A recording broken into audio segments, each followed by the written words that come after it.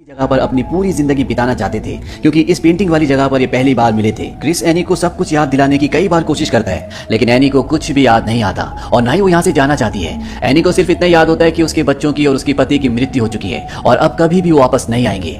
थक हार कर क्रिस वापस बाहर आ जाता है जहाँ पर एल्बर्ट होता है। क्रिस एल्बर्ट से कहता है कि आप सही थे, उसे कुछ भी याद नहीं आया। एल्बर्ट क्रिस को कहता है कि ये सफर शुरू से ही तुम्हारे लिए था, उसके लिए नहीं, वो कभी भी यहाँ से नहीं लौटेगी।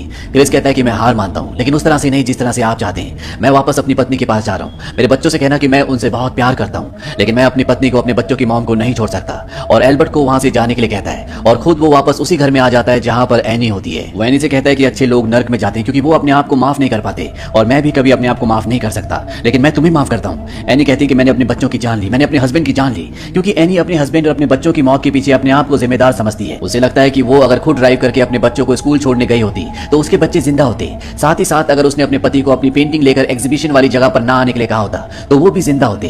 क्रिस एनी से कहता है कि तुम इतनी खूबसूरत इंसान हो जिसने अपने पति और बच्चों के साथ रहने के लिए अपनी जान दे दी और जन्नत की जगह जहन्नुम को चुना। वो उसे ये भी कहता है कि मुझे माफ कर दो, मैंने तुम्हें अकेला छोड़ दिया था, लेकिन तुम कभी भी हार मत मानना।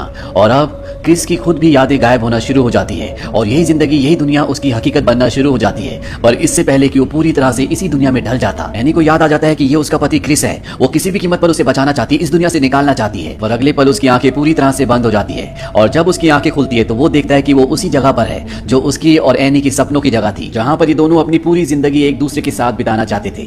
इन दोनों की प्यार की शक्ति इन दोनों को जहन्नुम से वापस स्वर्ग में ले आई। यहाँ पर इन्हें अपने बच्चे भी मिलते हैं जिन्हें देखकर एनी बहुत खुश होती है। क्रिस एनी को कहता है कि हम दोनों को एक बार फिर से जन्म लेना चाहिए ताकि हम दोनों एक दूसरे के साथ को एक बार फिर से एक्सपीरियंस कर सकें, एक दूसरे के साथ जी सकें। वो कहते हैं कि बच्चे भी ऐसा ही चाहते हैं, लेकिन बच्चे यहीं पर रहेंगे। और इसके बाद दिखाया जाता है कि ये दोनों धरती पर एक बार फिर से जन्म ले चुके हैं, जहां पर ये दोनों एक दूसरे को ढूंढ लेते हैं। हालांकि इनकी उम्र कम है पर अब ये दोनों एक दूसरे के साथ हैं। इसी के साथ ये कहानी यहीं पर खत्म हो जाती है। इस कहानी में हमें ये बताया गया है कि बहुत सारी चीजें इंसान के हाथ में नहीं होती, वो जिंदगी और मौत पर कंट्रोल नहीं कर सकता, पर किसी भी कीमत पर इंसान को जीना नहीं छोड़ना चाहिए, क्योंकि इस दुनिया के बाद भी शायद कोई और दुनिया है जहां पर इंसान वो हर चीज हासिल कर सकता है जो वो इस दुनिया में हासिल नहीं कर पाता।